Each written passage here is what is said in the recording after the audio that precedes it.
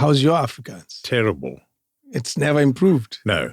You never tried to work at it? No. Why not? I don't like it. Barker was actually not going to appear anymore, as it were. It's just... And I hadn't got it. I hadn't twigged, you see. I'm an actor, so I don't think it's a wasteful expenditure. They must treat us nicely. I say no more. Why would... I say no more. King David Studio Podcast. It's Robert Whitehead today, legend to a lot. And some people don't like him very much. No, I tease. Because when we were traveling here... I'm sure you're true, because one goes through life thinking that everybody loves you, and you suddenly, every now and then, think, well, they can't really. I'm sure they quite a lot of people think you're an absolute toss. Do you think that people think, he's there? Well, there must be. People must not like you. You can't. The whole world can't like you, can it? Hey, does everybody like you, King David? Well, I don't know. I hope so. Exactly, yes. I hope so. Do you think people like you? Well, I think so. But it can't be true. It can't be true. Not everybody can't like you. What do you think they like about you if they do? Let's talk about those who like you. Yes. What do you think they like about you? I have no idea whatsoever. None? No, none. Not the acting? Oh, well, that's another thing. Mm. And I don't know.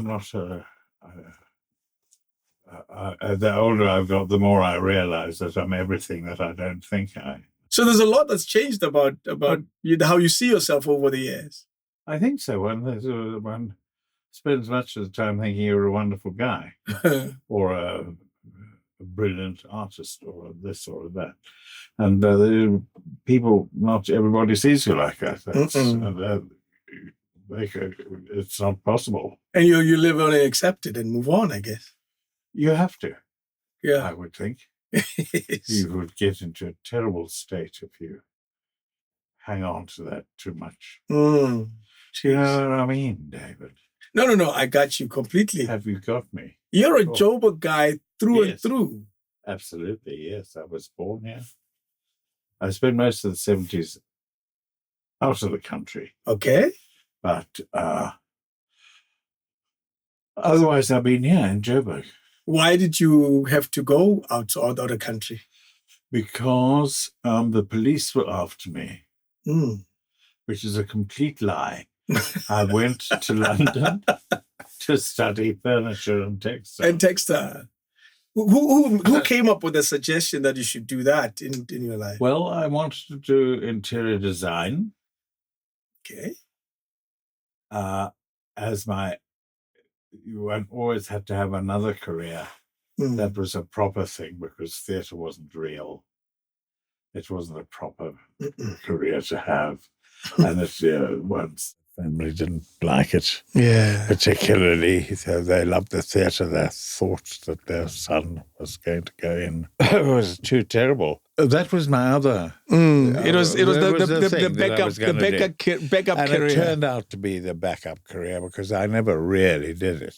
But you went and studied and all of that. I studied it, and that got me into the field, as it were, because then I spent the following year, I had met all these actors while I was at the design college. Most of them, one was working with actors who were at the present out of work, as it were, but I was doing productions with them but not as an actor. Until eventually they said, you must go to drama school. What did they see? Some talent? I suppose they must have, yes. Yeah. Yes. Do you think there's always been an actor in you somehow? Absolutely, yeah. Yes, always been very much part of my... But I was very shy, actually, so it wasn't... it was not an easy thing to start with. But once I started, it was fine. Have you changed that shy side of you? Has that changed over the years? I don't know. I don't think so. Probably, I don't think so. There's something about it that you would. Do you watch your work? No, I've never really. I watch a bit of it, or I watch in as much as to see that it's still one's being interesting and alive and all the things that you have that a performance requires of you, but not to watch myself, to watch, as it were. No, to watch I the don't like work. it. Yeah, I watch the work. Yes, Over the years, so the Bakahanes we've fallen in love with, you probably haven't seen much of him. not a great deal. I mean, I did. Because we went through different, when a new story started and you were at another place and everything, then I'd watch to see if that was how that was happening, if that was working or whatever. And, you were doing what you thought you were doing. That was always the main thing, is to make sure you're doing what you think you're doing. You're doing. Are you saying it's possible to do and it's not? Or you think you're doing it and you're not really, whatever it is. That could be a problem. Yes.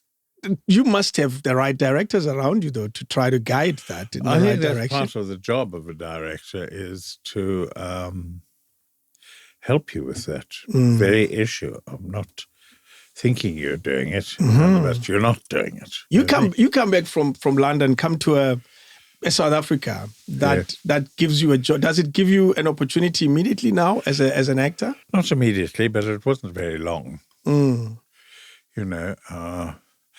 I think that's one of the things, you see. Then we were very, very. Everything was all divided up. There was a white theatre, and in the white theatre there was Afrikaans theatre. And English that too. So that was quite divided. They were two different things, unless you were bilingual. Then you could go between the two, and some artists did. How's your Afrikaans? Terrible. It's never improved? No. You never tried to work at it? No. Why not? I don't like it. You didn't feel maybe you'll get me work? It didn't sit well with me. I mean, it's very different now. But then I was like not keen on it at all. Oh, okay. Give me the phrase. It didn't sit well with me. What was it about it that made you even say that? I don't know. What did I say? I didn't like Afrikaans. Afrikaans. I wasn't happy with it. Yeah. I didn't talk it very well. I couldn't. I didn't do well at it. No, not even at school. Oh, you obviously had to study it, yeah. Now you see, you've put me into a complete sweat. It's because of the tea. Is that? Yes, we can switch on the aircon. Oh. It's because of the tea. Now you're going to get really cold, but it's your choice. It's your choice. Okay. Wow, man, it's interesting. Give me your background in terms of your upbringing, because I like where we are in terms of this Afrikaans clear decision about it in your life. Give me your background. Tell me about your parents. Where are they from? From Johannesburg. Yeah. I was born and brought up in Melrose, Rosebank. A very different Rosebank, obviously. Well, it was a very small little village outside of town. Everybody went into town, went on the bus or whatever, or the motor car. Yeah. I mean, anything, as I remember, that was important that had to be done was done in town. Rosebank, and we used to dress up to go to town. Oh, gosh, yes. Used to dress up and go with my mother and all that, and then we, that was for the dentist and all those sorts of things, doctors and dentists. And then to buy clothes, I imagine, and a lot of things. Yes. Yeah. Okay, geez. Tell us about that. You said it's Rosebank. Small dorpie. It was Rosebank was yes. Small dorpie. Out of Joburg. It was a village. On the way north, because the tarred road finished. You know where Marastinanda is? Yep, I know it well. Right. Then sort of past. Then the tarred road stopped. And it was all horse country and dirt roads. Heading where? Heading north. Yes. Yes. So from town to there, it stopped. And it was now gravel road. Yes, from there on. I think the main road went a little bit further, but everything else was a dirt road. Very different. So it was a much smaller town. And the town was town. Everything happened in Joburg, the town of Johannesburg. Because when people talk about, my reference to all of that has a lot to do with the Rivonia and Rivonia during that time with Nelson Mandela being, Yes, pretending to be a farmer and all of that. Right. And when he pretends to be a farmer in that area, it means it was farmland. Oh, it was. It was wild out there, Rivonia. Yeah. I remember as a child, people had property there, houses, but they were big. Big piece of land. A big piece of land and a house, and farms as well. There were real farms. Sandton was a farmland. Horses. Sandton was horses. What? Yes. Horses, paddocks, horse riding. Wow. Judy. Were you ever interested in any of that? No. What is your family into? My mother was all right at horses, but we weren't brought up, we weren't a sort of horsey family. So how were they making a living? My father is a businessman in town. Hey. He was in timber. Okay. African hardwoods. Is that what influenced your decision to study design and fashion? No, not at all. I mean, he was the supplier of railway sleepers and the stuff for the mines and that sort of hardwood. Yeah, it wasn't furniture. Not furniture. Fancy. Because hardwood that is found on rail tracks even. That was a lot of the business, was railway sleepers. Wow. Yes. Yes. You come back to Joburg and not get into this wood and design and interior design. Didn't you feel at some point, maybe I'll go to this? No. It was... By the time I'd come back to Johannesburg, which I did for Christmas, but I was immediately pushed into, big show at His Majesty's, A Little Night Music. Because somebody... had fallen ill. Fortunately for them and me, I guess, it wasn't a really big part. It was the runaround and extra and a butler and a servant and all that stuff. So I started then, after drama school and everything, when I came out, I started immediately. And the one thing led to another, so... It wasn't until I said, the only way to stop this, not because I was so brilliant, but the only way to sort of stop going from one thing to the other was to go back. Yes. And you didn't, I guess. Deal with it. But I went back. I was away for about 2 years here in London and then New York and LA and everything. And then I came back. What were the opportunities in those countries for you? I don't know. Going back to London, it was I was mostly trying to get rid of my South African passport always. But, that was the English theatre, which was I'd been went to drama school for. So it was that was a massive thing to take on. And then I went to New York. And that was, I don't know why I went to New York, but I did go to New York. I was sent there and I liked it, and then I went back there. Okay. And got anywhere? I thought I would get into pictures. Pictures? Yes. Explain? Movies. No. And I went to LA, which I knew because I'd been there before. But I went to LA because I had friends there. So I stayed with them for a bit, looking at movies and whatever. But nothing really happened for me over there. I mean, I came back because I wanted to work. I didn't want to muck about waiting table, you know what I mean? When I've just done real work. Yeah. Even though this is 1,000 miles from anywhere connected with the English theatre and with movie. I'm talking about in those days. Yeah.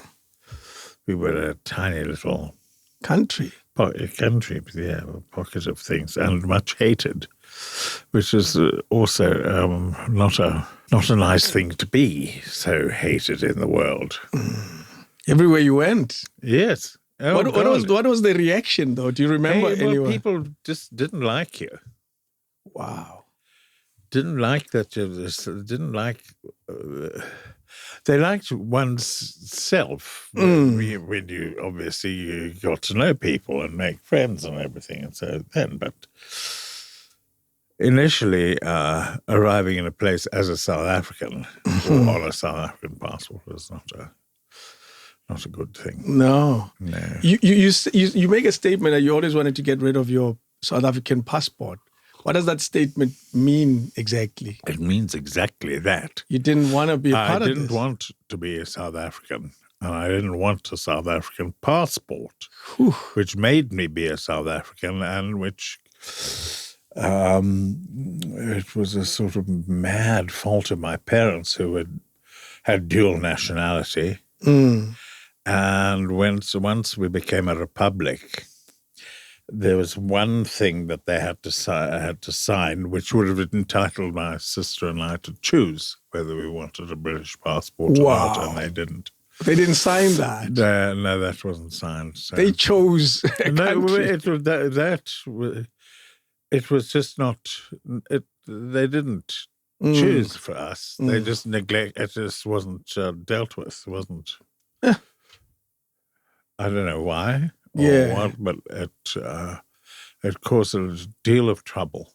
Did you ever bring it up as a family? Yes. And what did Daddy and Mommy say? Well, it's their own stupid fault, but it's done. It's done, and they didn't even know that it had to be signed, and that. So it was. Yes. Imagine you saying that you didn't want to be. What was your perspective of South Africa that you wanted to? To get to leave. Yeah, exactly. Yeah. What was your perspective of it? What did you see? Yeah. I wanted to get away from it. I didn't like it. I didn't like being it, and I didn't want to be here. When I came back and I got work, that was different, because when I came back and I got work, that was the start of the market theatre, and things were interesting, as things are when you start getting work. Yeah. So that changed it, but until then, I could find absolutely no reason to be in South Africa at all. The segregation issues, apartheid, your perspective of it then, what was it exactly? Well, that it was a terrible thing. That was a tremendous burden on the majority. And a cause of great unhappiness. Yeah. For most people. For most people, it was a terrible thing. Yeah. And no amount of schmoozing and how lovely it is, and we're all best friends, and we all stay next to each other. We didn't buy any of that or believe it. Fast forward 20, 40 years later to a new dispensation of the Nelson Mandela era. What did that mean to you as this person who wanted to disown it? It was just the most wonderful thing. Yeah. When it finally came round and turned around, and it was a time to be really proud to be a South African. Yeah. And proud of it. And it was fantastic. We even had the music to go with it. From Jabulani to you name it, we had the music to go with it. My African Dream, you named them, all those songs. We had the songs. The lovely, who I loved very much, Gloria. Gloria Bosman, yes. We had the music to go with it. And now, let's fast forward further to 30 years later to where we are now. Yes. What do you see when you look at the South Africa of 94 compared to the South Africa of 2024 rather? Well, tremendous amount of change. The burden of the whole thing, which is sort of a result of it, and I'm not sure of a part, is the fact that at least half the country is not working, doesn't work.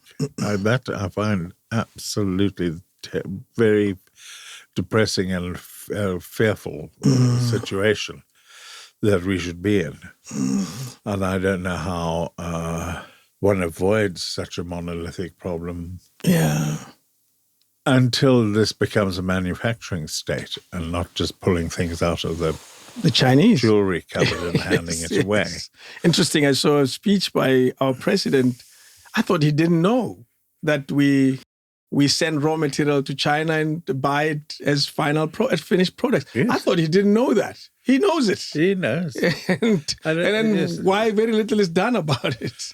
Well, I think very little is done about it, but I think there's a tremendous will and effort to change that, to turn this into this economy has to change into a manufacturing economy. It can't just rely on the bits of old gold and everything that's still lying around. Yeah.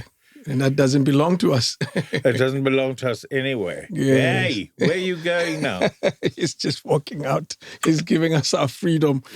Your first work, you say it was a small part, but it's acknowledged quite significantly in your life story. The play that you did, what is it? The Little Night Music? Little Night Music. Yes, that was a Stephen Sondheim musical. Yes. So, yeah. Did it make any positive influence in your life to say maybe you chose the right career? Absolutely. I knew, I'd finished drama school and everything. So when that happened, when I was suddenly in the theatre at His Majesty's and all that was quite amazing. Yeah.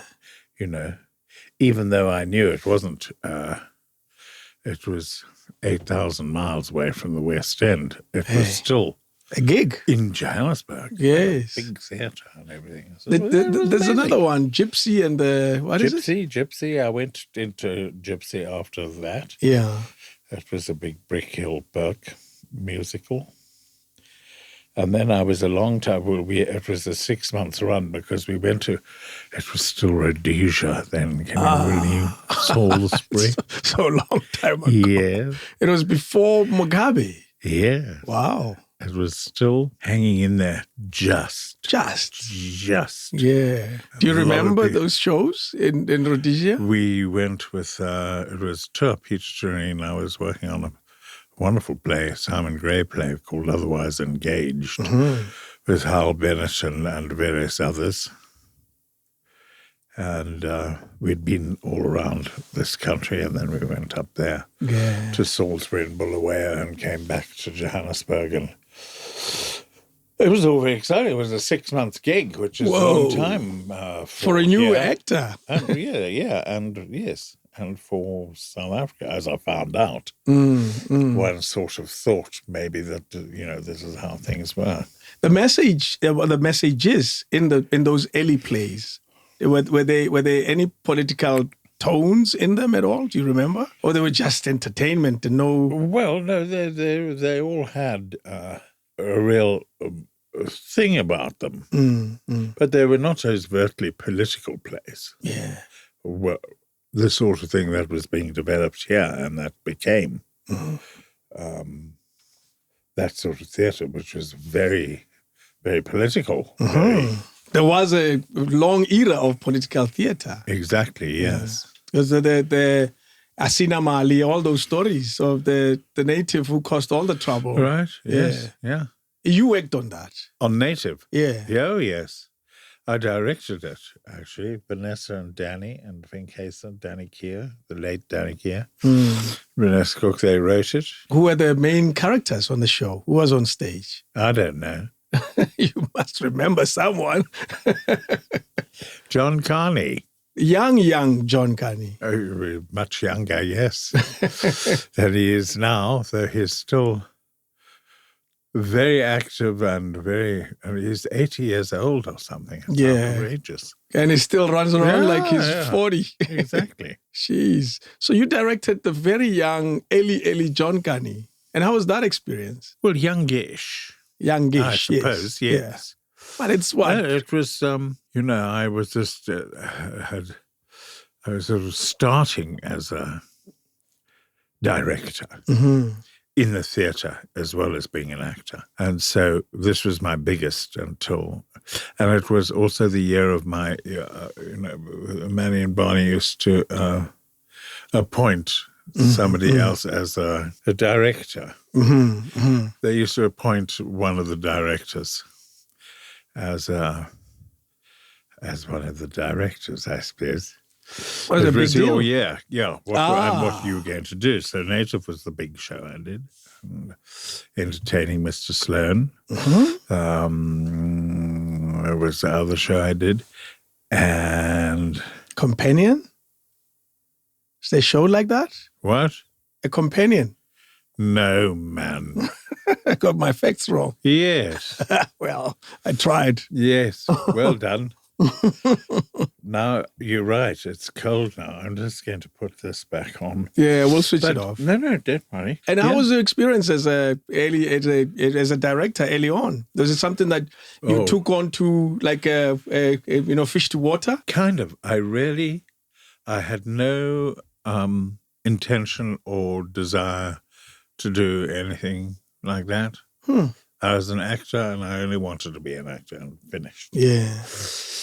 But I think I got sick of being told what to do and I didn't agree that I shouldn't necessarily be doing that thing. That disagreeable? No, it was just a question of me becoming to think that I could do it and I wanted to do it and I would like to try. And so when I was given the opportunity, which was down in Durban, it was also Joe Orton play Lute. I jumped at the chance. Yeah. It must have been an absolute nightmare. I'm sure I was too horrible for words. Really? Because I was just... You think? Do you think so, or you remember so? Oh no, I remember so. Just not letting anything be for just hanging. Oh, it's terrible. Oh no. So there's some people who have a bad experience of you as a director. I'm sure. Yeah. But I mean, after that, I sort of, when I came back and Manny started giving me opportunities at the market, I relaxed a little bit more. Got easier. Into it. It didn't get easier at all. It never gets easier. Yeah. There's no such thing. What made you relax, though? If you're a guy who wants things done a certain way, you're that guy. What made you become a lighter in the way? You start working with... You work with people that you want to. You can ask the people you want to work with you. Yeah. And so on. So it becomes very much a team, you know? Mm-hmm. It's not just about you. No, I've never been like that. I don't think. You see, half of these people are supposed to go, oh my God, did you hear what Robert said? He didn't. Somebody will say he was horrible. He was an absolute nightmare. But what is your character? Are you a tough guy? Are you easy? What is if you were to describe yourself? I don't know. There has to be a sense of it. I'm curious to know, or as a boss then. I don't know. Are you a nice boss? I think so. Yeah, but you're not sure because you think so. I'm not sure. Until somebody says so. You're an absolute swine. Why do you talk to me like that? I think I'm generally speaking quite easygoing. Yes, I'm very keen to work with people, work on a thing, try and formulate something. Yeah. It's not all about you. About me entirely. No. It can't be. It isn't. The transformation of because I drove with you here, and you say this changed and this changed and this changed. What do you remember as being one of the biggest change as a Joburg person? And you thought, whoa, that's a big one. What based on your time here of the 70 odd years in Johannesburg, what have you noticed as this is a significant alteration of this? It just never stopped, you see. Always building, always knocking down, building more, building. Yeah. And it just got bigger and bigger and bigger. And it connected. It stopped becoming small villages. Yes, and they tarred the roads and more and more. And more and more. Yes. So there was not, that's a difficult question to answer, and I haven't answered it because I can't think of one particular thing. But it was just because everything was incrementally. I mean, I remember the airport was about as big as the studio. At some point. Smuts Airport was tiny. Wow. Actually. I thought it was the big airport because it was the biggest airport in the country, but it was tiny. It was actually tiny. It was probably Mafikeng or Bloemfontein Airport. Yeah. Well, look at it now. And yes, so that was always amazing that every now and then one would go there and there'd be a whole something that had happened or was busy happening. And it got bigger and bigger and bigger. And the city of Joburg. Bigger and bigger and bigger. And bigger and bigger. I think, talk about big things that have happened, was Joburg City, Hillbrow, whatever, and Yeovil ceased to be for white people or so much a center of business, and it all moved out towards the north. Sandton, the north. So, I mean, I'm sure there's still a tremendous amount that does go on in town because there's still head offices and everything in town. But it's a very, very different town. Completely. It's completely different. You saw the bigger and bigger, and you also saw the smaller and smaller of the Johannesburg city centre. Yeah. Jeez. You saw when it was rising and becoming this rising, and now there are all these buildings that are abandoned, derelict, or they're filled with people who are the shacks inside the buildings. It's terrible. It's the craziest thing. Wow. Yeah. Yes. And the theatre world, how is that growing? Well, you say the Market Theatre was created at some point in the stage of in the 70s. Yes, the early 70s. It opened in 1976, I think, with Chekhov's Seagull. Okay. I remember it because I was back here by then. Yeah. For those couple of years. But it seemed there was the market was developing, but there was the Academy Theatre and the Intimate Theatre and the Civic Theatre and His Majesty's Theatre and the Empire Theatre and you see. So many. So it was busy. Yeah. Was there work? There must have been work for actors. Well, there was work, yeah. So a lot of the work seemed to me to be big musicals things. Okay. Like Follies. Yeah. Joan and Louis and stuff like that. You get your first TV gig in 77. I was in the first English play on English television, Ring Round the Moon. Whoa. Yes. How long had TV been in South Africa then? It's fairly new. It started then. Yes. But it was still fairly new. 1976. Yes. Wow. So there'd been no TV until then. Until then. And there hadn't been English TV. Well, there'd be no TV. No TV at all. Yeah. So when they started TV, they had to have Afrikaans TV and English TV. And then all the other stations, the black station, were all still on the radio. Yes, there was no African language TV. No. Yeah, that took a while. It was quite a tempestuous stage of things. Absolutely, you know that things. It's the 70s happening and changing. And Do you remember that production, that fest production? How was that experience now that you have cameras in front of you? You mean the fest television? Yes. Oh, it was very exciting. And we had a director from the BBC or something who came. Because everybody had to learn how to work all this stuff. And I remember on our final take, there was a big, complicated ballroom scene where we were all dancing and all the rest of it. And the one scene, the one time, and it was the scene that they chose because of the nature of things, as the scene that I looked at the monitor. Oh, terrible, terribly humiliating. Oh, no. The first English play, and she looked at the monitor. God. He's not experienced. No. Which is true, though. No, not at all. We were all new. It was all very, it was all quite scary. We were learning how to do this thing. But did you enjoy it enough to want to do it again? Yeah. Oh, yes, certainly. Yeah.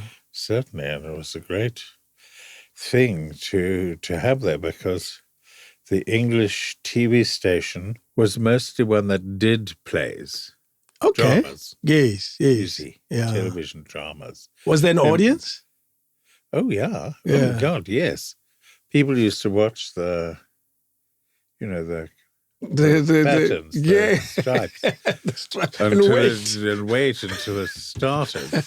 And there were alternate evenings, So one evening, say Monday, was from the start of the television, 5 o'clock or 6 o'clock, until 8 o'clock was Afrikaans. Then it was English. So one channel. And the next day it was English first and then Afrikaans. Oh. So there was that. It was quite complicated. Well, I guess but, it worked for what it worked.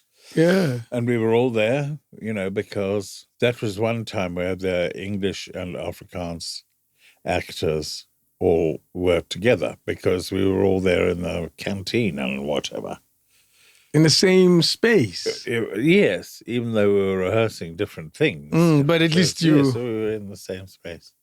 Do you know something we as, and I say we and me of my complexion, we don't quite know and understand is the separation between the English and the Afrikaans. Like we don't know it as well as you would explain it. How was the relationship before even working together between the Afrikaans and the English? Well, it was not because the English, they came here and they bulldozed. The colonialism. Exactly. And there were Boer wars, there were 2 wars, and so when the nationalist government finally in 1948 got in, the English people didn't like it. English South Africans didn't like it. We didn't like it. Yeah. And that's what I was born into. Mm-hmm. And one lived in an English section, English suburbs, English schools, English. Mm-hmm. So there was very little sharing. And deliberate. Yeah. Yeah. Yes. No. The Afrikaners hated the English, and the English didn't like the Afrikaners. And so it was only in the theatre, really, that one sort of mixed with everybody, and it was lovely. Well, the actors are quite liberal in their way of seeing the world. Yes. They, hippies, a little easier. Can work together. We don't know what they're fighting about. Let them get on with it. Yeah. Do you think that has changed over the years? That English, Afrikaans? Oh, yes. Yeah. It is. There seems to be. It seems to be much more of a white South Africans. There are so few white South Africans in the grand scheme of things. That's it. Why separate yourself if you're already so small? And it's not a question of separating ourselves. It's just I don't think there's been a tremendous joining, but it was all fun. It stopped being so obvious thing. Yeah. I think. I don't know. Huh. I don't know, man. You do, actually. You know more than you think. No. I must tell you. And now directing a black play, like The Native Who Caused All the Trouble, what did that mean for your career and also to other peers who are white and you're directing this thing that carries a political message? It wasn't a black play. It only had John Carney in it as the black man, as the native who caused all the trouble. But all the rest were white. Yeah. And it was based on the story of this troublesome darky. A troublesome darky in Cape Town, in Wynberg, causing all the trouble. So it wasn't a black play. No. I get that. But I'm saying that at the heart of it, it carries a message like that. Yes. It carries a politically charged message. Yes. And how is that received by others in your space? I don't know. It was a successful play where lots of people came and it caused a lot of attention. And they loved it. Well, yeah. And I'm sure some people hated it a lot. As it would be. How are promotions of plays then? We live in the world of Twitter. Oh, I don't know. Well, you know, you open a paper now, there isn't a theatre page or a reviewer. There used to be. Their reviews. No, absolutely. You know, it relied on the newspapers and the radio and all that to find out what was going on, where, how it was. Was it any good? Was it popular? So the arts journalists were quite a big deal. Absolutely, yes. And that's gone away. Gone. I don't know where they all are. Apparently, because I don't use the computer. I don't. You still hold a hard copy? Oh yes. I don't. It's very. You can't actually actors who try and there aren't many who got their lines when we're rehearsing and so on. Their lines are on their telephone. Oh yes, they hold it like this. You need it on the You still page. believe it? You need to make notes scribble. Yeah. So there's some who do this and some who hold a phone. Right. Yes. Times have changed. Yes. And I guess we move with it, eh? I don't want to. You don't want to. You're forced to. It's like using a landline. We can't find you. Yeah. Look at if they called you now at home. You're not there. You're here. I'm here. But they can find you now with a cell phone. You see how we have to move with the times. Whatever the times. Yeah, whatever that means. Whatever the times give, you find you can't do without it. That's it, yeah. What happens? What's the next show that happens in your career on TV after this big one? I have no idea. You must remember. Oh, you want me to remember, or I'm you're asking hoping now? Yes. No, I can't do anything now. No. I'm talking about then. And after that first English show that you did, what other shows? Now your career in TV, is it starting to take shape? I directed, it seemed to me, to quite a few. I used to work for Peter Serene quite a lot. And I directed for him as well. So I was between Peter, the one end of town, Dawnfontein, and the Market Theatre at the other end of town, at Newtown. You're busy. So that, when that happened, that was quite nice. And that kept me quite busy. I used to work also, not very often in Cape Town, but sometimes I did Shylock there. I liked that very much, The Merchant of Venice. Maynardville, their big thing that they do in the open air theatre every year. Wow. And I did another big production of the Noel Coward play, Present Laughter. That was in the theatre, in the Artscape Theatre, which was in Cape Ab. Wow! At this stage, are you becoming this big name in the industry? I guess so. Yeah. You're becoming the guy to go to. Well, I don't know about that, but I was one of the guys who was acting and directing, and busy in the theatre. We spoke about acting and directing before we started recording. when you're doing that, those two jobs together, did you enjoy that? I did, but it's very hard. I don't know how people do it all the time. Because when we were talking about it, we were talking about how that it was very, very difficult and how you have to find somebody who's other people, other actors who are going to, or direct another you. actor who's going to direct. Yes, exactly. Direct the director. Please direct the director. Yeah, but you did it all the same. I did it. Yes, I certainly did. It's not a thing I was hastened to do again. I was very careful of getting all embroiled in that. What was it about it? It's just too much work. It's a lot of work. And then one thing that's nice about the director is it's harder work, really, than being just an actor in a company of actors. Okay. Which is hard work. I'm not saying it isn't, but when you're the director, you got everything. Yeah. So when it's up and running and open and hopefully a success and you're out of it, fantastic. Now they do what they do. Off you go. Yeah. Do what you do. Not when you are so it's a very putting it together. It's a very different kettle of fish. Yeah. So if you're in a production as well, then you are with it all the time. Yeah. And it's... I don't necessarily like that. I don't know how he does it. Who we were talking about? We're talking about Tyler Perry. There's a lot of people who does it. Yes. Talking about even Eddie Murphy in his when the height of his career, used to act and direct and play 7 characters. I know. Yes, wonderful, wonderful, amazing.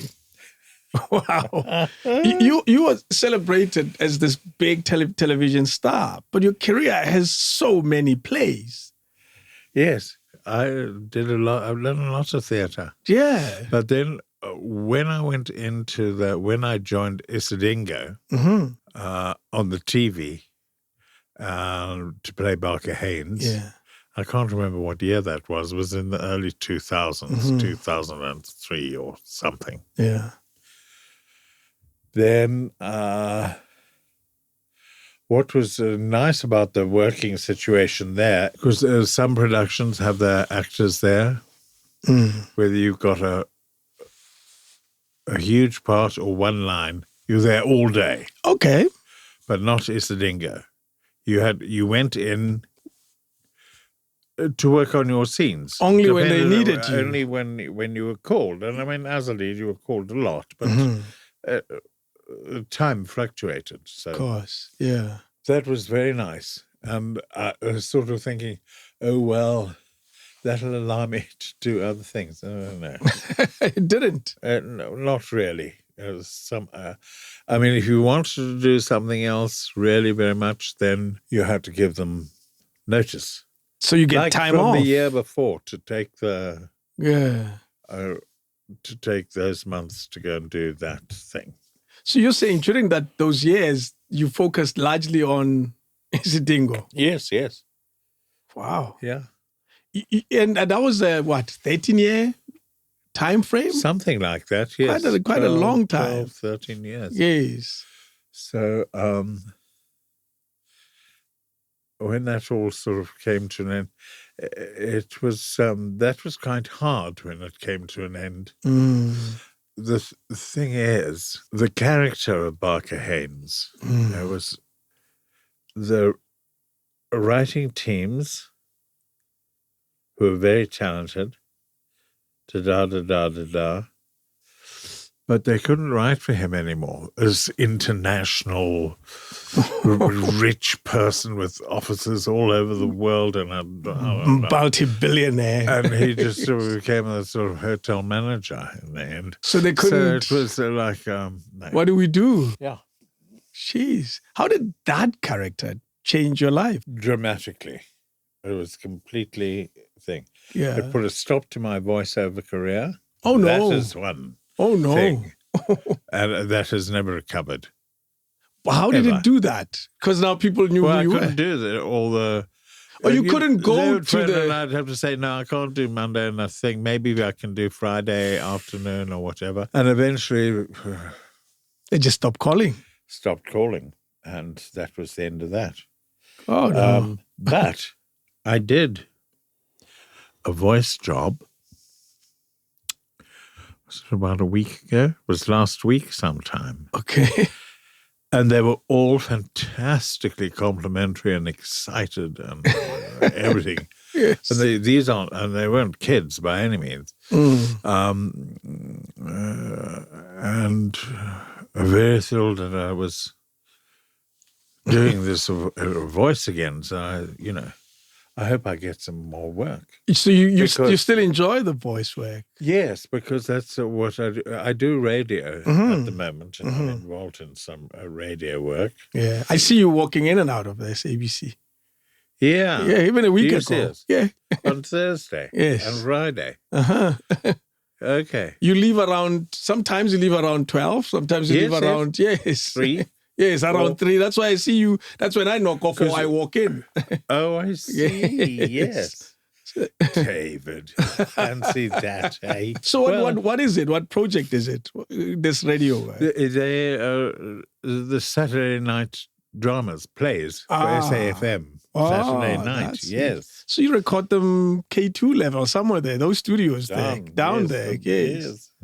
Same ones that have been there forever. And ever. And ever. Yes. When you were starting in 76. Exactly. Yes. Well, so you enjoy voice work. I do. And it's very nice because I'm a bit wobbly on my pins, as you probably noticed.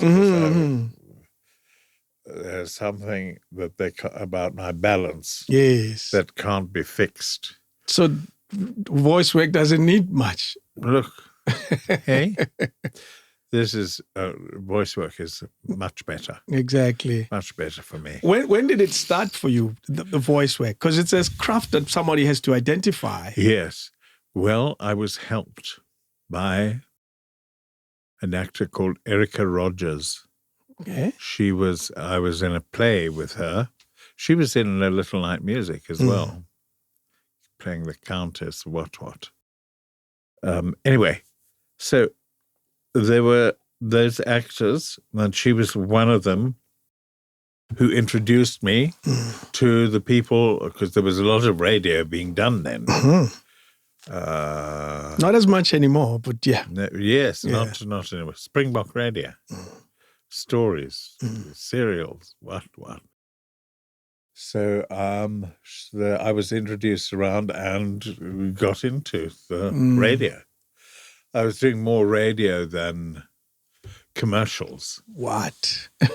Yeah, it was the radio work sort of led to the commercial work, as it were. And you're able to sustain a life with radio work back in those days? Because sort of. You still earn 2 and 6. Yeah. It hasn't changed at all. Yeah. But if you get a lot, you're able to You be have okay. to do a lot, and yes.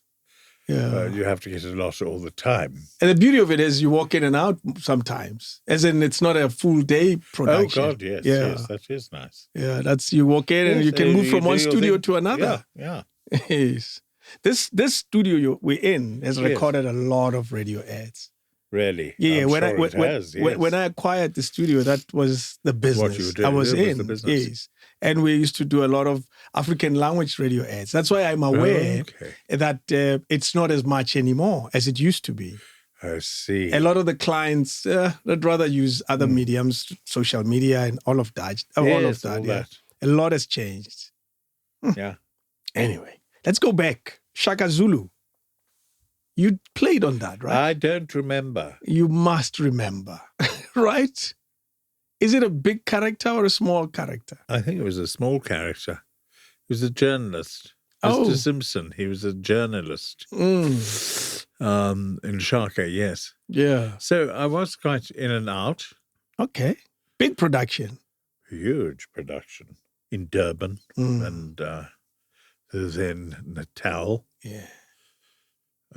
Yes. One of the biggest productions of that time, no doubt. Absolutely, and it went everywhere. I remember I went in 1987 or thereabouts, and I'd worked on it, had been done, and I went overseas. I was in Italy, and people used to... What? Yes. They recognized you as the guy on Shaka Zulu. Can you believe it? Yeah.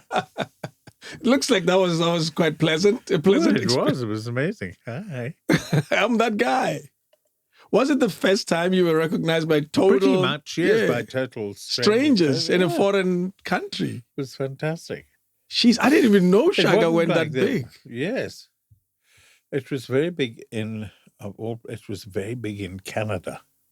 But I never went to Canada. Yeah. I've never been to Canada, so I don't know. But it was a very big in Canada. It must have been big also in the UK. It must have been big because of the story is linked in a lot of ways to the English. Know. But you know the English is so difficult. I've heard. I've heard. We're not going to put on an SABC production. Oh, yes, of course, because now they have to take this production and put it on. No. It's maybe not good enough for them. Not good enough. Oh, no. I don't know. But yeah. But in this country, it was big. Till today, it was very big. Yeah, we still do the bomb, bomb, bomb, bomb, bomb. That song, because it was the theme song. He's died now, hasn't he? Yeah, Henry Kelly, yes. Couldn't believe it when I heard. And he was such a magnificent, beautiful man. And brand new to the game. Fantastic, yeah. He was just... a soccer player. There you go. A goalkeeper who was given a gig. Yes. And he did it so well. Amazing. Wow. Amazing. Have you seen the new version? Shaga Ilembe? No. Yeah, well, there is a new version. I know. I've seen the trailers of it on the television. Yeah. And I will watch it, but it's on Netflix. It's on Netflix, yes. And I don't have that. Netflix, $100 a month. I don't care. Okay. It's not so bad. $100 a month. A cup of coffee at Starbucks is 100 rands a month. It's 100 rands a cup, brother. 100 rands a cup, yes. Yeah, so it's worth checking out. I'm sure it is, and I will, certainly, because I have an interest in it. Yeah. Because of one's research and everything. Yeah. And I knew the story anyway, but it was very interesting, the different points of view of the different points of the story. True. It wasn't always the white people trying to manage this impossible tribe who were just... Jeez. You do another big production, Sarafina. Yes, indeed. And that was Daryl Ruiz, the director, and Mongeni, who wrote it. They were one evening at the market when they were putting this all together initially. And they'd seen me in something. They'd just been to see, and I was in something. I can't remember what it was, but I think I was playing a baddie or a nasty or something. And they said, "That's the guy. Do you want to be in the movie? Do you want to play this part?" I said, "Yeah," and I did. It was like one call. It was like a day's work, and it was all on the 10th floor of John Foster Square. Wow. Ooh, yeah. All that stuff. What role was that? Remind all of us. He was the policeman, but he was a senior cop. Okay. Security.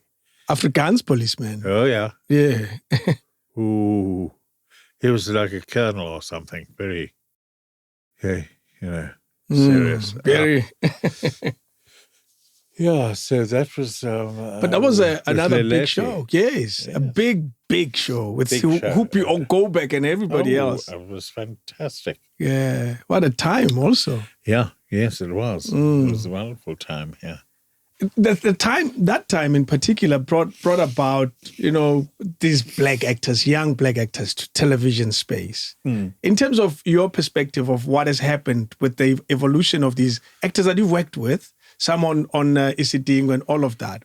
How has that space been from when you started, when there were almost no fellow black actors on your stage? It was just extraordinary. Yeah. I mean, what's extraordinary now is that there were no black actors at some point. But I mean, what on earth were we doing? So you even questioned that What period. did we think we were doing? Yeah. Where are the people? But you know what was happening. Oh, it was terrible. Terrible. But a lot has been achieved there. Yeah. Yeah. I must say, a lot. Mm. And it's a huge change. I mean, I don't do much theatre work now, and I'm not offered a lot because old white actors like me, you know. Mm. I don't actually. What is the story? What do you know? What is the story with old They white don't actors? want to necessarily. There are not that many parts for old people. Anyway, in the theatre, on the stage. Okay. And an old white person in an age of young people. Of young black theatre people. No, so not a lot. You've done some work with John Kani recently. The Congo. That was lovely, yes. Yeah. The Congo thing. We're on, that was our work on King Leopold and the Belgians. You who played... was an unbelievable swine who managed to get the whole Congo as his private garden. He owned it. What? And the leaders of the major countries, Germany, Britain, America, whatever, said, yeah. That's okay. Leave him alone. Yes, he's doing all right. God. You played the king. Yes. Yeah. It was a two-hander, is it? Yes. Do you enjoy those types? I do. I think we could have... I'd like to do it... if there's a play I'd like to do again, it's that play. Really? And develop it, because it was a work where there was a mass amount of research and we had to trim it down into what we were actually going to do and what about that was important and how it was going to work and how we were going to get these two people together. And have this... Yeah. So... and we did all that, and it was reasonably successful. It was full. We had a good run. Mm-hmm. But I would like to... that's a play that I think about. It would be nice to do again. Or Differently, obviously. Just develop what was happening. Yeah. I got a chance to watch it, and I always find two-handers quite heavy on the actors. How you guys are able to pull that off. Yes. And I always get fascinated. It's like, I would forget stuff. I would forget lines. It's just too much. Yeah. But you seem obviously quite comfortable. You're quite experienced. Have you seen two-handers or even as one-hander as an easy or difficult thing to do? Well, I think there's certainly, if it's just two-handers or a one-hander, which I have always avoided. Okay. Really. Because it's very, very difficult. Yeah. To carry the whole thing yourself. It's very difficult. To talk to yourself so the whole time. I have great admiration for those actors who've done and do that. Yeah.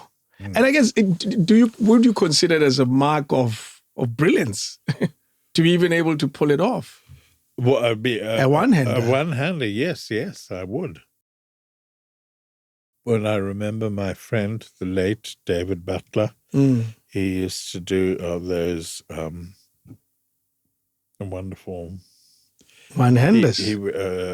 One-handers on Herman Charles Bosman, the writer. Yeah. They were fantastic. I mean, there have been lots of artists who've done one-man, one-woman shows. It's very difficult. Sure. I'll go crazy. Because I remember I directed Vanessa. We met Vanessa Cook in The Belle of Amherst, which is a one-woman show on the American poet, Emily Dickinson. Yeah. So there's one person and poetry and that was very, very hard. That was hard. What is, in your perspective, the most difficult thing to do about a one-hander? Is it the remembering of the lines or... Well, you know, that the lines, it's always It's always a sort of a dread that's in you as an actor about you've got to. But once you've rehearsed it and learned it, then you know it. Mm. You know, there are other things to acting attend to. Yeah. Than the lines. Then, yeah. Yeah. But surely a difficult task all on your own. Absolutely. But the beauty of it is we don't know as an audience what your lines are. You don't know, and it's all looks like you've been You just carry on around and you've just got up and done it. Hey? I went to a play very recently and I remember thinking, I could do anything. I wouldn't know. Exactly. I wouldn't have a clue unless I go 2 days in a row and I say, I remember what they did yesterday. It's different to this. Right. Wow. Yeah. You've done some comedy with Leon Schuster. Have you? I made a film. Yes. Yes. Which one is that? Mr. Bones. Oh, Mr. Bones. One, yeah. Yes. Why do you call it the first one? The first one of his movies? No, of the Mr. Bones, because there have been more. Oh, yes, there's more than one Mr. Like Bones. 3 Mr. Bones or something. Do you enjoy that? That kind of work? Yeah. We love that kind of work as South Africans. South Africa, it's been very popular. Yeah. Enormously popular. And so I was very happy for that. Yes. But I have done quite a lot of comedy. Yeah. In the theatre and films, I guess. Does it come natural? Or I tried to. Yes, I like it. Yeah, because you play these strong characters, and particularly one that everybody has fallen in love with, Barker Haynes.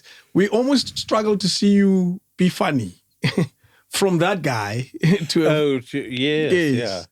But I like it. Yeah. I mean, I've done lots of comedy plays and, I suppose, films. Exactly. You've enjoyed, including Going Up. What was Going Up? What did I do? Don't tell me you forgot. What did I do? What did I do? What is it? Go to YouTube and look for Going Up. We'll refresh your memory. Please, Going Up. Yes, trust me, it's in your story. Righty. Why don't you search it there so we can show it? Oh, I have a mouse. Do what you have to. You can bring your laptop here. It's fine. But it's funny that I don't know whether it's just age or you just do many things. Many things, and you're doing a few calls on this, and then you're going and doing a call here, and you don't. You just forget. You just forget. I like how. And I have forgot Going Up. I like how it's a very easy answer for you to say, I don't know, I don't remember. I don't a lot. So it is true that some of it's like, I just don't remember. And that's it. Yes, I don't. Coming of age with time and being older, what has changed about your personality, do you think? Do you think you're wiser? They say age comes with wisdom. Apparently. What do you say to that statement? Well, I suppose, yeah, it does. It also means that you stay at home a lot more. Do you like that? I do, actually. I don't like going out very much. If you've always been like that. No. It's impossible. You couldn't be. Impossible. Going out and doing it was like madness. You were always in the streets. I was all over the place, in the streets, in the clubs, and the theatre, and the what. I wouldn't imagine you being that guy. Yeah. So how was the young Robert Whitehead? What type of guy was he? Playful? Happy? Yeah, I think so. Let's go and do this. Let's have a good time. Yes, you're ready to go out and about and do stuff. And eventually you stopped. And partying and playing and whatever. Yeah. And you stopped. Well, you eventually do stop. Yeah. Age forces. Age. Yeah. You just don't like to do it anymore. You know what I mean? How do you spend your time at home then? I read a lot. That's all right. Yeah. What has drawn your attention lately? Well, I'm reading. What I've done lately, which is quite a long time, is I've been rereading my books. That's all right. Yes. Don't need to buy new ones. Might as well use these ones again. And then there was COVID and there was all that stuff. So I thought, that would be nice. I haven't read that for years. I'll read this. So I've been rereading my books, which have been very nice. Yeah. And it would be nice to get some new books there. We'll give you a gift pack. Oh, lovely. Of new books. What are these? These are fake. You know, you've done a lot of TV to know that there's props. These are props. I was saying yes. On YouTube. Jeez, that's crazy. There's a show called Going Up. Not on YouTube. You see, it's not even on the YouTube. Okay, don't go to YouTube then. Go to On the internet, it shows me going up in an article. You can't tell me they don't have a show. Say Going Up SABC. Yeah, come on. My research is right. Trust me, I know. And I remember a show called Going Up. A lot of people are going to say, come on, you don't remember that? Tato, is your YouTube, your internet I wonder correct? if that was that we did in that building that used to be Auto and General. You know, the blue glass building on the corner there yes. by... in Joburg Town. No, it's in the corner. You found it. There we go. Yes. What have you found? The video or the story? Video. There we go. You see? I'm not crazy. Come, let's see it. Please don't show me, darling. Yeah. Going Up is Joe Mafela. But you were right in saying that maybe it was a small role. It's possible. Oh, very, very small role, yes. Yeah. I did an episode of that. Oh, gosh, you yes. remember? There we go. Yes, lovely. Yeah. Okay. Yeah. And that's another. Absolutely. It was There we are. Thanks. one of our first black sitcoms. It was fantastic. Yeah, big show with What's her name? Don Mlangeni was also there as a Yes. as a debt collector, Lakasha, Right. you know, all of that. It was a big show. Yeah. Well, back in those days when even black television was so small, there was so Tiny, few eh? shows. There was hardly any. And so much has grown over the years. Your character on Isitingo, when it was cast, do you recall that moment and what they were looking for? And do you think they achieved the goal of what they were looking for with Barker Haynes? That I lasted for 12, 13 years, I obviously did very, Yes. very well. Yeah. But it was very nerve-wracking because one didn't know whether one was going to pull it off, one was going to meet the expectations, because Gray and everybody had met me a few times and then it was offered, and I knew they really wanted, they hadn't, I wasn't part of a big pool of people that they were chosen from. It was mine if I wanted to. Whoa. So Already I said yes. high expectations. I said yes. And we started immediately. And so it was Jeez. quite, Big show. yeah. The first of the era of these, soapies and all of that. It was the first, one of the first of that time. Obviously, it was Generations from the other There was side. Generations, Isidingo, Simdalan, Yeah. that, yeah. A long run. A Yes. very successful show. Your likes of Don Mlangeni became household names as well. Absolutely, Yes. I mean, Isidingo, I joined in the 5th or 6th year only. It had already... It had already been running very successfully, yes. Do you know why it ended? What rumor do you know? I don't, honestly. I mean, I really don't. It just... Do you remember the moment when you got the call that this is coming to an end? Well, it was a sort of rather... We used to have these big cast meetings with the producer and everything. And it just suddenly, it just sort of happened that Barker was actually not going to appear anymore, as it were. Jeez. And I hadn't got it. I hadn't twigged, you see. What? So you kind of picked it up in the scripts? No, I picked it up at the meeting, and I sort of, you mean what? Is he dead? No, you're retiring now. Oh, no. Oh, okay. So I finished when I finished, Mm. and I went to the dressing room and changed and everything, as always, and left and didn't ever go back. Wow.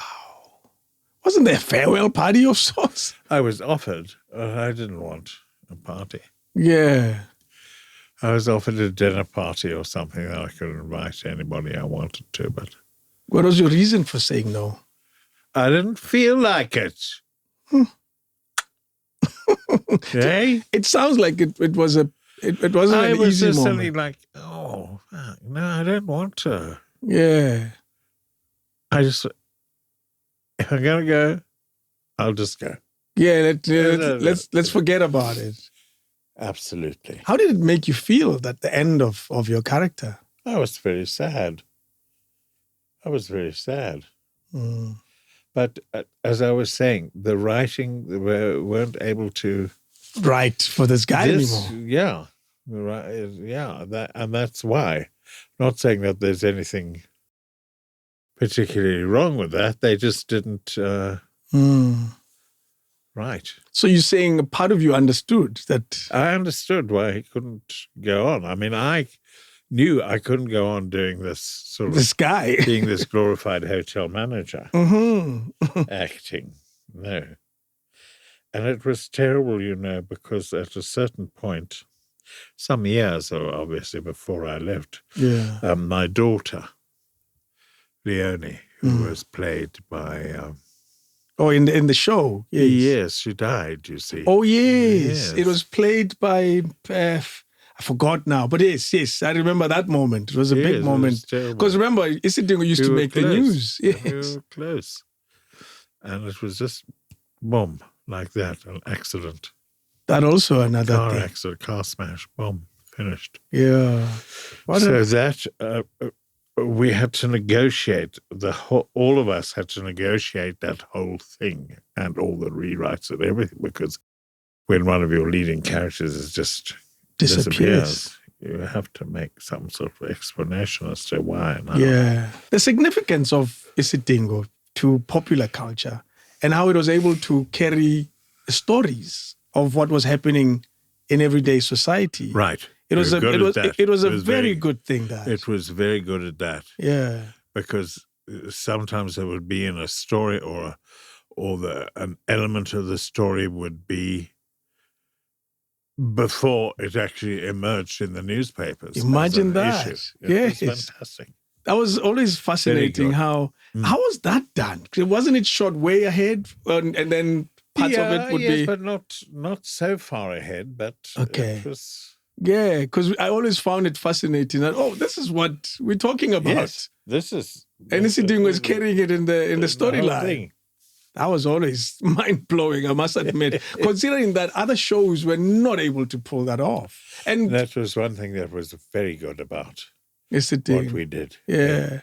And the family of Isidingo, having to walk away from that. How does that feel as an actor, to walk away from something that has become a part of you for so long? That's what was very difficult. It was sad. And when I knew that I was going to leave, that's also why I just wanted to leave. I didn't want to have a pomp and ceremony. Carry on with this.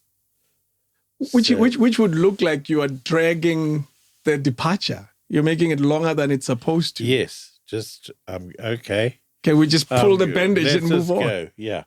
Pull the bandage. Go on, and move on. Next. Yeah. How is it waking up the following day or weeks after and knowing that I'm no longer going there? Initially it was a great relief, and I was pleased, as I say, for all kinds of reasons, not to be involved anymore. But as I say, it was sad. Yeah. And so it was a relief not to, but then you probably still sorry that such a character that one had been given couldn't be looked after, couldn't be... Yeah. sustained. They could have made him rich again. It's not that complicated. It's all TV, isn't it? Yep. You've played a lot of international characters, and one in particular alongside Idris Elba in the Dark Tower. Yes, I was in that. Yeah. How does one get a call up for such big productions? How did that even? Do you remember that moment where you say, my agent? Yeah, said Monine. She was still alive then. Monine Lee said yes. They called me up. They said, "Are you interested in meeting the directors and everything?" I said, "Yeah." So I met them, and then I was offered it. It was that easy. Nothing to come and audition any of that. That one wasn't. You see, the ones that aren't song and dance, the ones that you go and meet the person or the writer and the thing and have a discussion, are usually the ones that happen. Mm-hmm. The big, the big hoo-has. No. They don't always happen. How was that Dark Tower experience? It was very nice. It was, we were only one section of the story because we were playing one particular sort of tribe, if you like, of people. So that this little boy encounters. Yes. And Idris comes into it, and he knows them, whatever. And that involvement. So we had a very good time. We were shot at there we were on a farm outside Worcester in the Cape. Yes. I didn't know part of it was shot here. No, most of it was in the Cape. Yeah. That's the thing about it. When you're watching, you don't know where in the world you don't know where it is, because then I know they did some in the Karoo. The boy and Idris, of course, went to New York. Yeah. They did that section there. It's amazing, eh? How these things are done. When we're watching it's all one thing. Have you enjoyed these international productions? Very much. It's nice to be spoiled, because you are, if it's an international production. Explain that. Well, suddenly you've got your caravan and your encampment and everything's of a certain standard, high standard. Yeah. You're fetched and carried, you're looked after, your wardrobe and everything. And I like that, you're fetched and carried. Yes. I almost saw it visually, that you're treated like this. Yes, you get the treatment. Yeah. And it's very nice, because sometimes it's not that at all. What are we missing? What are we missing in South Africa when it comes to that? Is it even necessary, or is it a wasteful expenditure? What is your perspective? I'm an actor, so I don't think it's a wasteful expenditure. They must treat us nicely. But we don't do that. We don't in South Africa. No, because the South Africans then, the powers that be then and now, still don't like the South Africans to be stars. They call them stars, but they don't like it. Wow, that's an interesting perspective. Why is that? Because I don't know. You appear on TV, you're a star. Yeah, that doesn't matter. You're not a star. They still pay you 2 and 6 and treat you like shit. Yeah. Sort of. Are you saying it's to remind you that you're not a star? Just that you're not a... Yes, don't get too big for your boots, Sonny. Is there anything wrong with getting too big? Well, it's a pain in the neck, I'm sure. But they call people their stars, and it appears that you're treated like that, but not generally. No. Yeah, you're a worker. Yeah. You're a worker. Just do your job. Do the job. You do realize that you guys are stars to us, though, the viewers. Well, you see, that we do, but that's where the thing it doesn't equate to how we're treated and what we earn and all that to what the public, the people, the audience, to what they think. That's why we get surprised when That's why we get surprised when a big star is in a taxi. It's like, what's going on? Yes. You should be driving in some fancy car. I say no more. Why? I say no more. And it hasn't evolved. It hasn't changed. It hasn't Not gotten really, better. No, not fantastically so. No. That's crazy. You speak of the industry of a lot of abundance and a lot of poverty. This industry. There's a phrase you use actually. I found this phrase somewhere where you explain it. Let me look at my notes. There's a phrase you use and say this industry can treat you really, really well and can treat you really, really badly when it gives you too much over a lot of period, a tiny little period, and then it takes away everything. Takes it away, yes. Is that the general experience? Yeah. I think that's the general experience for actors everywhere. I don't think it's specific to South Africa. Yeah. Yeah. Actors, that's you either, you 1 minute you're a big star. You're on billboards. The next, that's all over. I'm done with. Have you had ups and downs like that? Yes. Really? And they're bad? Oh, yeah. I mean, because one's a freelance artist. So you're either busy or not. Busy, and then so you're not, and then you're rich, and then you're not, and then all those things. What advice do you give to someone who's aspiring actor? I don't give any advice to aspiring actors. Interesting. No. Do you know in the car you said exactly the same thing that I know. I don't guide anybody anywhere. I try not to. But we speaking, and I'm not trying to force your hand. Speaking from a position of someone that has been there, and you know the ups and downs. Yes. What would you say to one who's... Don't do it, or whatever. Or if you do, that's what it's going to be like, up and down. Don't make accept it. Yes. I guess that's the nature of the beast, eh? You have to do it, yes. Is it a fulfilling career, though? For you in particular? Oh, it has been, yes. Now I wonder, now... Why you say that? Because it seems just to evaporate, when you reach a certain age and all the rest of it. It's all it's like it's all just gone, and you wonder what you have done and what you have been doing and why it was so important, but it was. Wow, that's an interesting perspective. Are you saying it reaches an age where the machine stops? Or slows down a lot. It slows down, yeah. That's what I'm saying. Why don't we have a lot of characters for... Morgan Freeman works. Surely we should have characters for old people. Well, I'm sure there are. But I don't know how to answer that because are there lots of old people that you know about in show business working? No. Is there? Yeah. No. Yeah. And then I've interviewed a few and they say... No. It's not a lot of work. It's not a lot of work. Suddenly it dries up, slows down. Slowly, just almost. Yeah. What's been the most fulfilling of most of the characters you've played? Is it obvious? Is it the Barker Haynes character? Barker became the best known and he's the most responded to. It's not... and I enjoyed it very much. Yeah, yes. I don't think it's the greatest thing that I ever did in my career. Sure. As like I said, I played, I can't remember what I played. There's so many. There's Shylock and, all those things, otherwise engaged. I've done lovely, interesting things, funny things.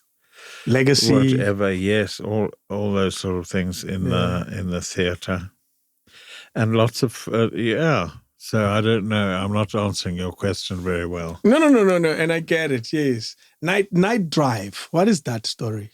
What is that? Oh, that's another one you forgot. I don't know. It's about a hyena, the hyena man, some guy who. Oh, who there is a you hyena? go. Yes, I'm in that. And I play a character that I don't know who he is. What did I play? You were just I don't know. You were a Betty. You were a Betty. Oh, really? Yeah. Oh, okay. You were a Betty. You played a lot of bad characters over the years. Yes. No, I do good baddie. Was that a typecast thing at some point? To a certain extent, I think. I could do it well. So, yeah. You enjoy it to be a bad guy in the story? Yeah. It's always more interesting than to be the good guy. It's boring to be a good guy. I've enjoyed this chat. You have to go. I realize. I do have to go. Yeah, not a problem. Not a problem at all. But I'm seeing you. I'm getting worried because it looks like you're ready to talk all night. I will talk all night if you give me a chance. I'm not giving you a chance. It's okay. Not a problem at all. I just. It's been very nice to be here. I must say thank you. Yes. Like the idea of inviting you here was to say, let's document your story and keep it somewhere where you will tell it yourself. And let's hear, what is it? What have you done over the years? Because we don't document stories. And I remember paging through different people and I said, we haven't spoken to Baka Haynes. We have to have him in the studio. And that's part of the reason why we thought, let us celebrate you and make you aware that we absolutely love what you've done over the years. And thank you. And I wish you another big production as Father Christmas. As Father Christmas. There's a character. Yes. A South African version of the story. Why not? Yeah. I'm sure you'll do it well. A bad Father Christmas. Yes. Who speaks Afrikaans. Father Christmas. Thank you again. Thanks, my dear. Take care. Thank you. That's Baka Haynes, everybody. It's Baka Haynes, man. Do people call you that when they meet you in the street? Yeah, hello, Baka. Yes, they don't know my name. They don't know Robert Whitehead. No. And people don't know who. No. And you react to it. Well, yes. I mean, you can't say. You can. That's not my name. Imagine that. King David Studio Podcast.